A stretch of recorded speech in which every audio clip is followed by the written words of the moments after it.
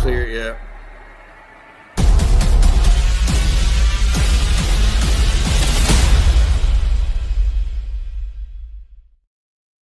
Yeah, baby, there's one person. There's three people.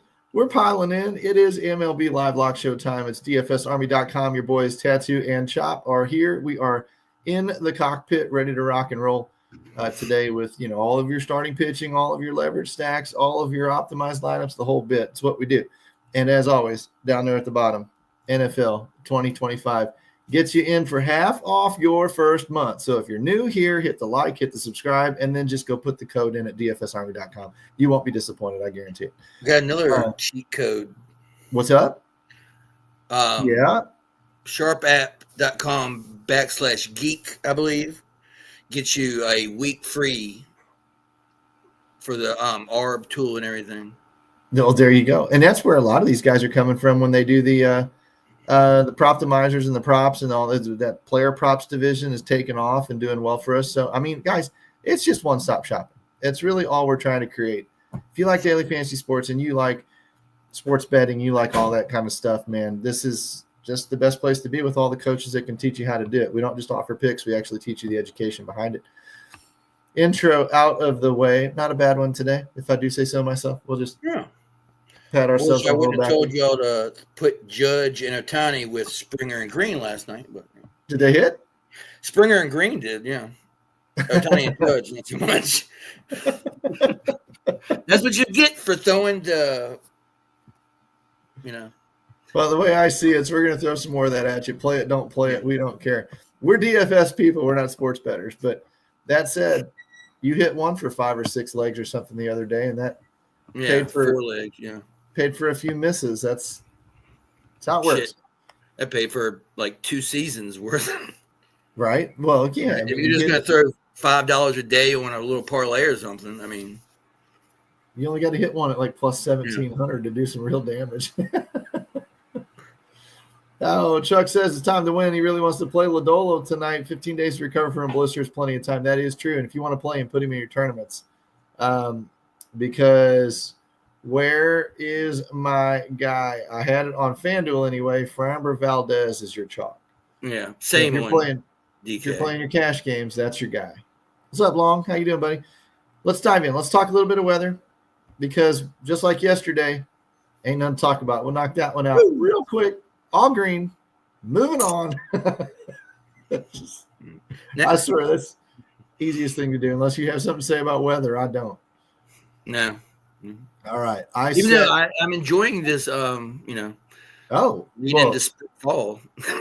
Outdoor back porch sitting, type of, yes, that's the kind of weather we're talking about. But in terms of rain and delay chances and stuff like that in baseball, it just isn't going to happen tonight. So we don't have anything to worry about. No delays, no pitching, no hitting to really be too selective about. We can play what we want to play. So the easiest way to find out what we want to play is to dive into the Domination Station Optimizer, set it up for cash games. Start on FanDuel because it's a one-pitcher place, and I've got my number at 150. Remind people when they check in and ask that number, it's 150. 5 lineups, hitters 1 through 6. If you want to do 1 through 5, that's fine. You click, and you go down here, and you find out Framber Valdez is the pitcher of choice, which at 40% nearly in ownership, that's what it's going to be. Sonny Gray against the Pirates, I don't think he's very trustworthy, so I would not be pivoting off to him. And then your lineups again tonight, a lot of Houston, good bit of Detroit, good bit of Toronto. If you prefer to be Toronto heavy, maybe you take lineup number 2. If you prefer to be Detroit heavy, maybe you take lineup number 2. If you want Houston, maybe you take lineup number 1. That is all you. You get to be the one making the decision. The difference between Carlos Correa having a good night and Corey Seager having a good night, pretty negligible. It's which guy hits the right pitch. And if they hit one foul by a foot and you miss 18 points, that's the make or break difference between cashing and not cashing. And that's the edge we ride on. So that's why we need volume. We need lots and lots and lots of cash games, lots of 50-50s or head-to-heads, lots of slates, lots of weeks, lots of months to do this thing so that all of that little up and down and those little foul balls and those strikeouts and those foul tips and the bad call by the umpire and whatever balance out and start to let our edge shine through. That's all cash games are. Volume, volume, volume. Find opponents you can beat and play them a lot. Yeah. And that's how you win. And These if you cash. post your own, like put only one person can play you, like they can't play you 20 times. Well, that part's very true. Be the poster and not the postee. Yeah. When you're setting your head-to-heads, make sure that you select only one player can take you, because otherwise some guy will come and take you 5 times. And that ain't the guy you want to be fighting with. Usually a guy sharp enough to do that, sharp enough to build quality lineups. He's not just some drooler out there that doesn't know what he's doing.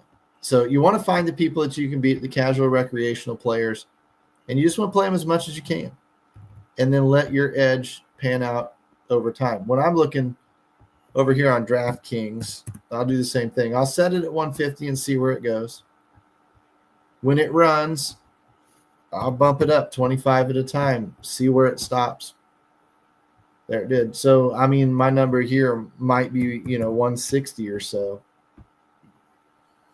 Yep. All right, we got a group sweat going with Sean Hoy now. Oh? He's got third in best ball. That works. We got a sweat with Sonny Gray and Lodo tonight. Well, Valdez and Gray, and it looks like Eric Lauer maybe picking up a little bit of ownership, but Valdez and Gray apparently are the 2 pitchers. Now, again, when we're talking about cash games, that ownership's high enough. I'm not fighting it. It's not like it's 22% or whatever it was the other day. This is 45%. It's going to be higher in your cash games than these tournament projections. That 30% out of Sonny Gray is going to be higher in cash games. These are your guys.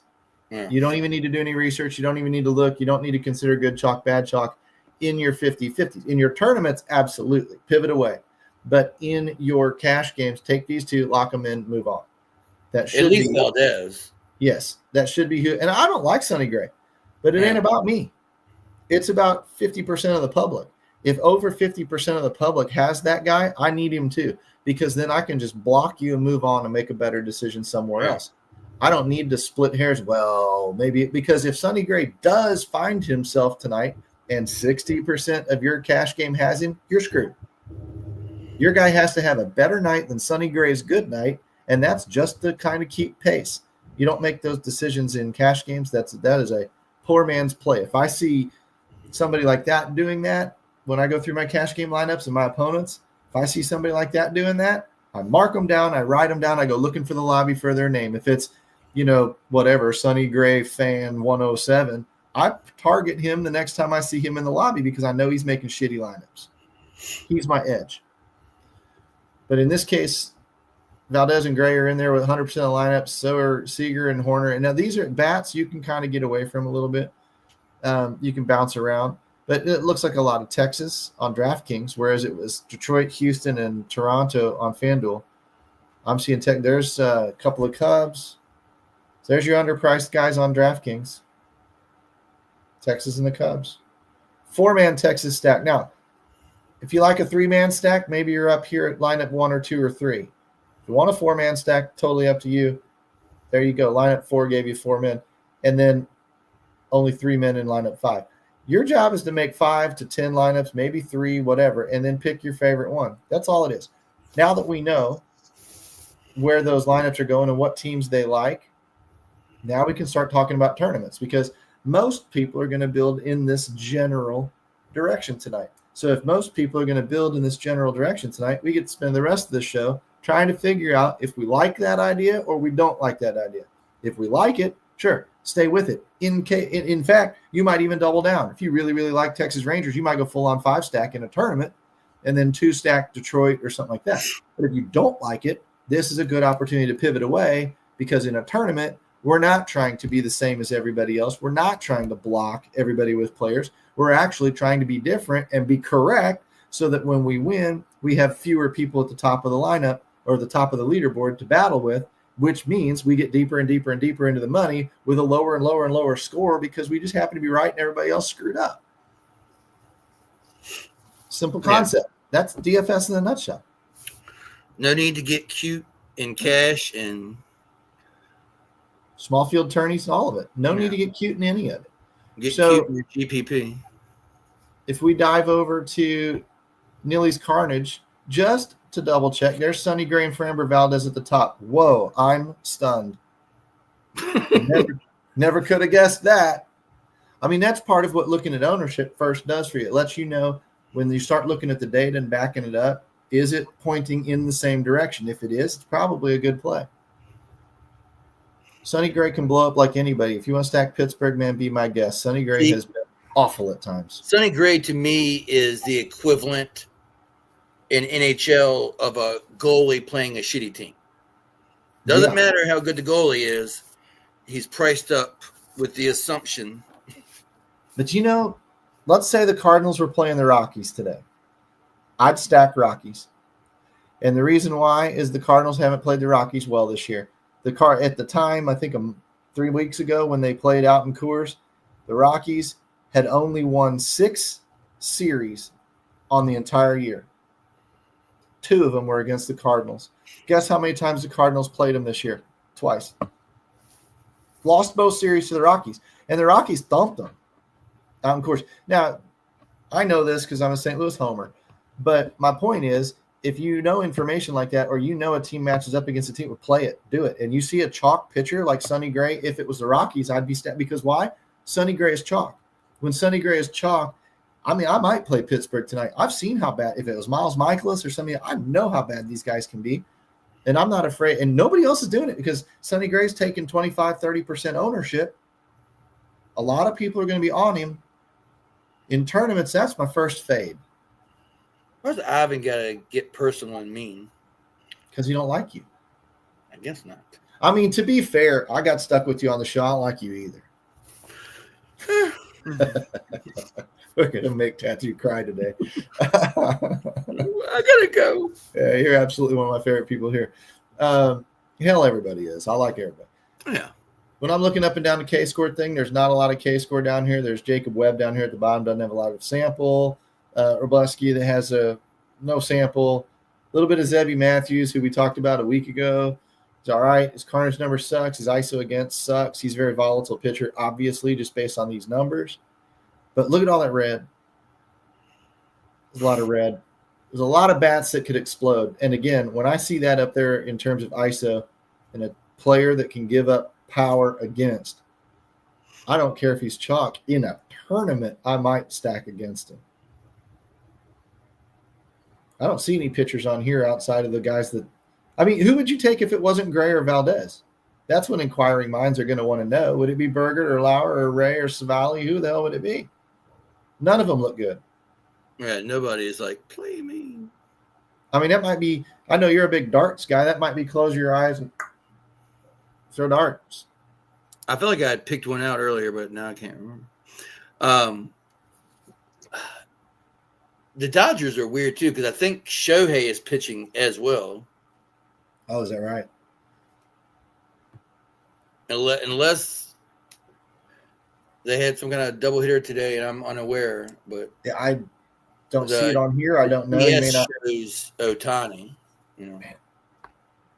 I can tell you this. This is a really good opportunity to tell everybody to, before lock, make sure you go watch Razzle's pitching video.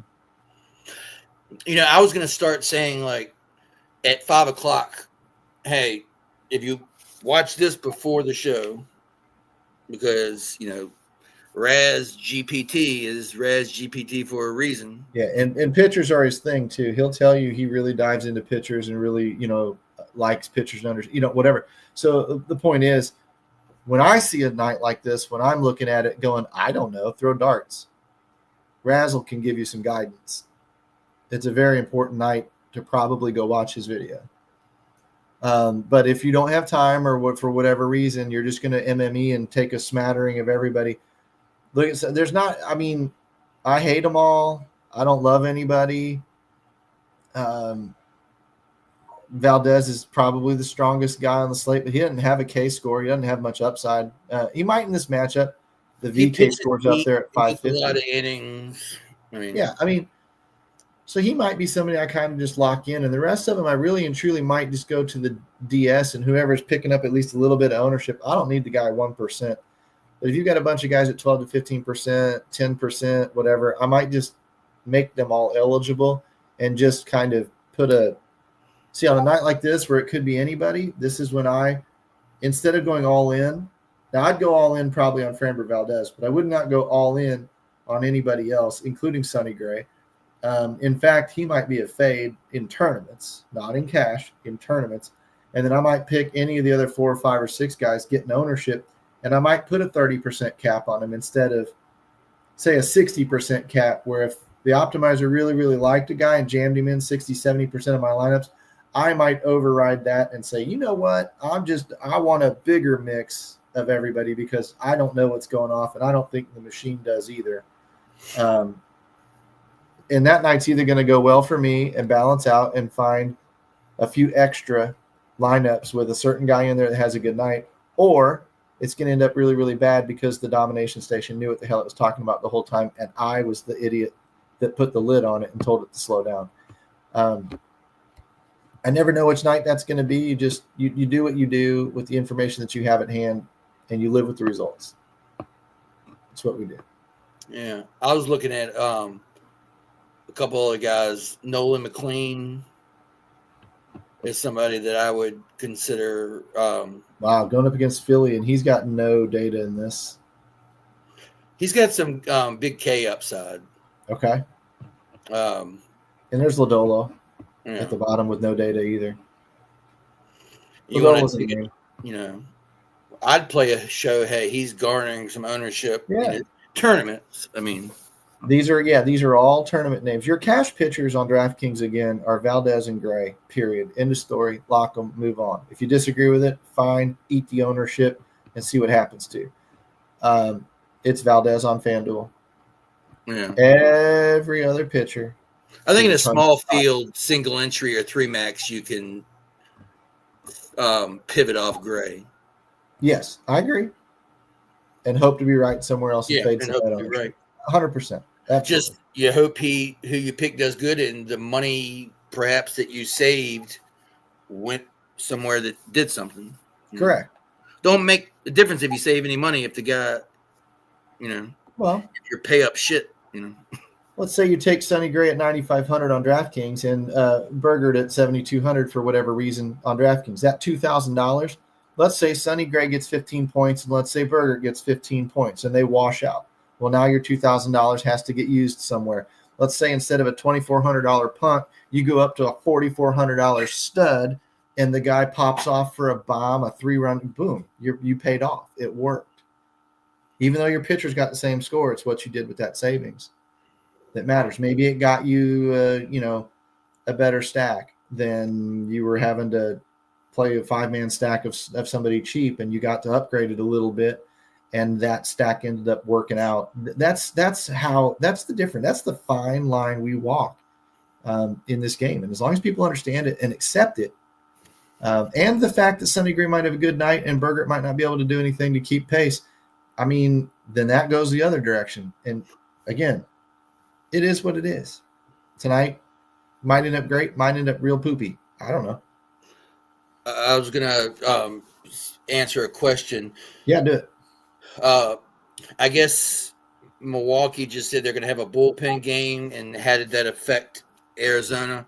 Arizona was tier 3 for me, and they're probably going to stay there. I don't like stacking against bullpen nights. You're getting a guy coming in throwing hard for an inning or two, then another guy coming in throwing hard. Mm-hmm. Well, and has been mentioned by Razzle multiple times on this show, don't forget that allows the manager every few innings to play the matchup game. Yeah. And so if he can go lefty on lefty or righty on righty or look at the splits and kind of play to that, those guys aren't getting 2-3 at-bats against a starter on the ropes. Yeah. What they're getting 1 at-bat against somebody who's keyed to match up against them well. And you're probably not going to face anybody twice. Yeah, so we're not targeting openers necessarily. And I'm not targeting the bats against. Correct. Good, really, really, really good question, actually. It's something we should cover. Yeah, no, 100%. Quite often. Great question. How many tier 1 teams do you have? 3. Ooh, 3 teams tonight. How many tier 2 teams do you have? 1, 2, 3, 4, 5. 5. 5. Yeah. So we got 3 tier 1s and 5 tier 2s. And I'll tell you what, I'm going to, the old let's make a deal game. I'm going to zonk anybody who picks a team that's in your tier of disappointment.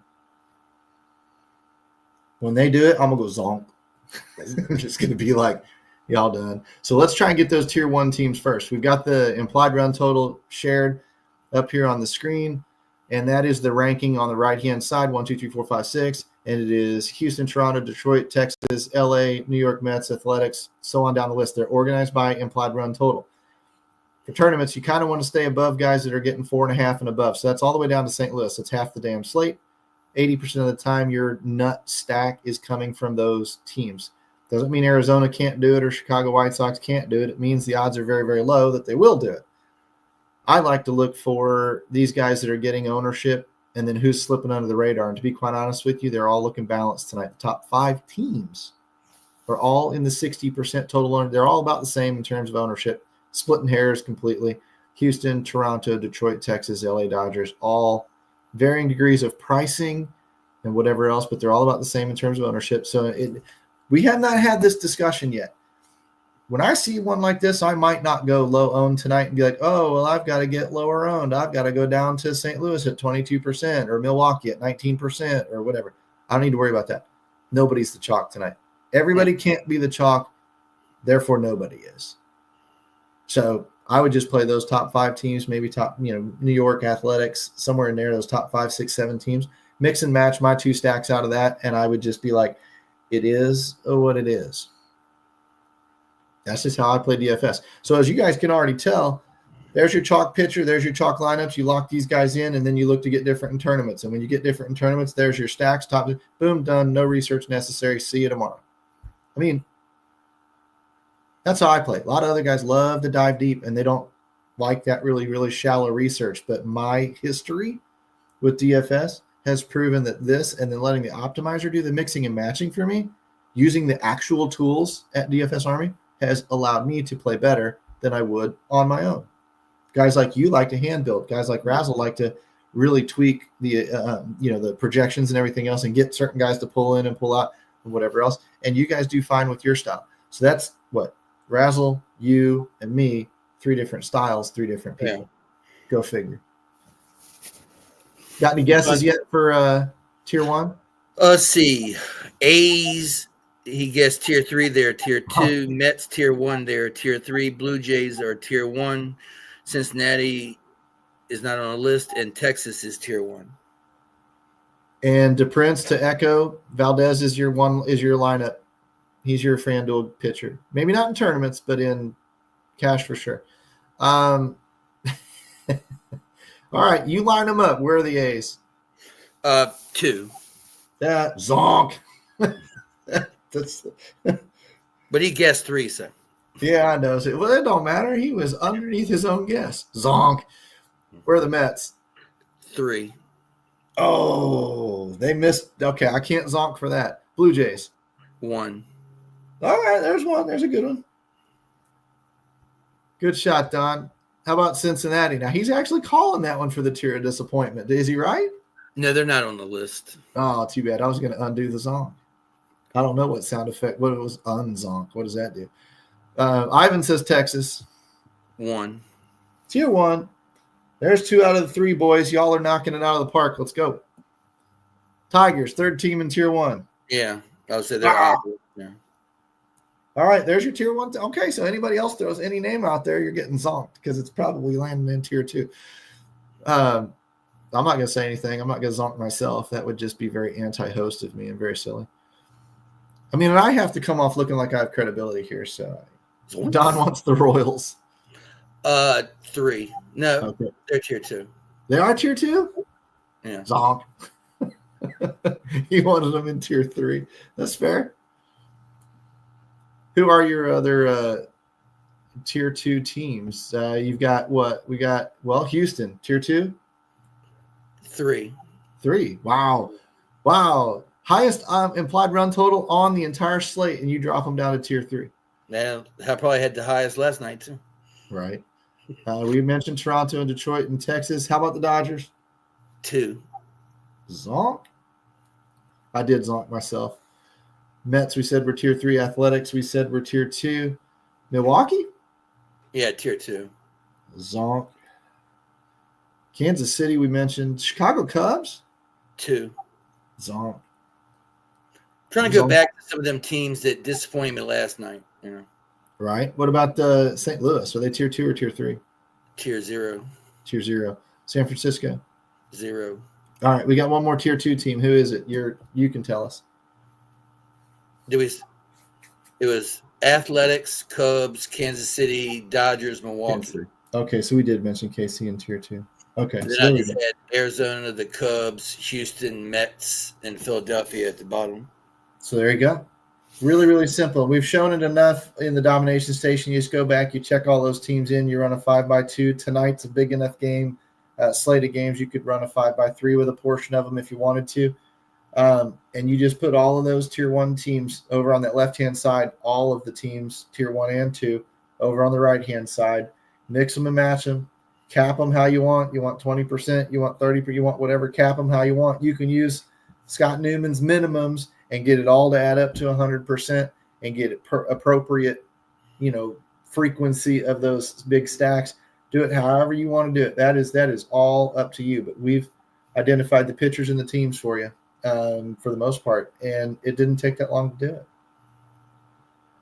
Throw me some dong calls unless you got some serious words of wisdom when it comes to the stacks. Something that we missed?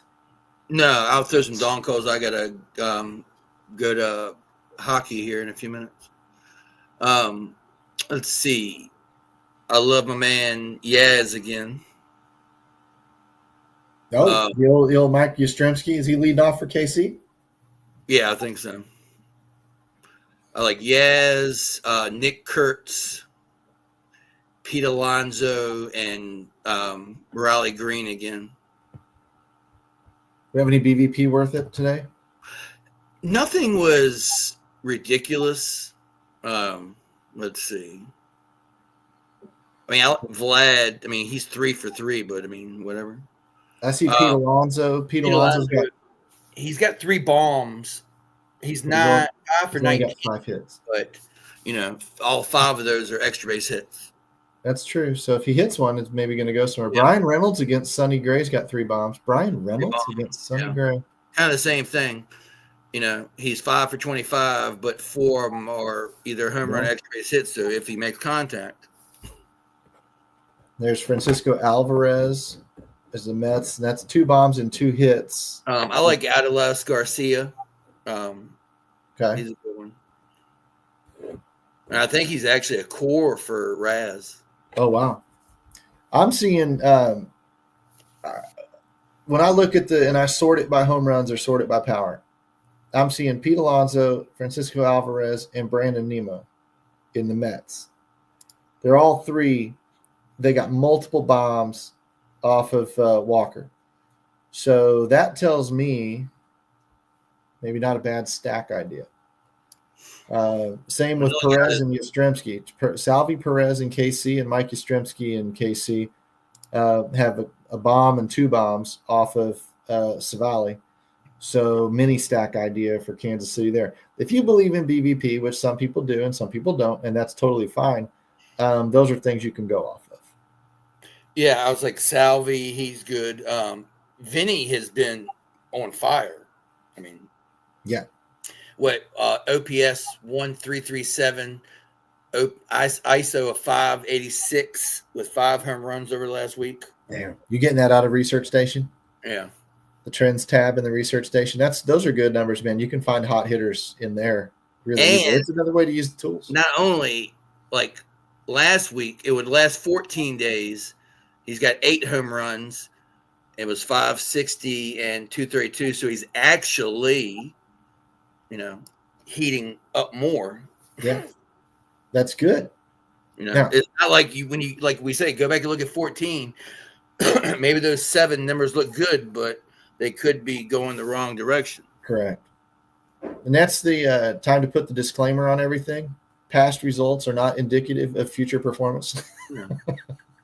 because you're obviously looking backwards. But, when you've got a trend, a guy at 14 days is doing this, and at 7 days he's doing even better. He's obviously on the uptrend, and that is a good time to jump on the bandwagon.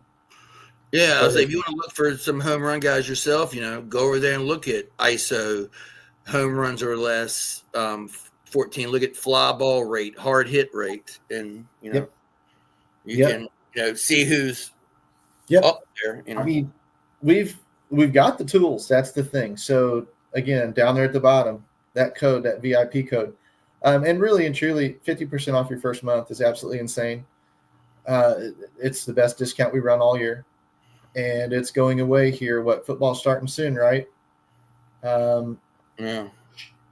Springer. I love Springer. He's a core for me. I see don't tell the boss I'm tipping you all off to when that thing goes away, but football season's starting soon. There could be timing involved there. And don't forget, if you haven't used that, what's that? Tonight's special tournament tactics.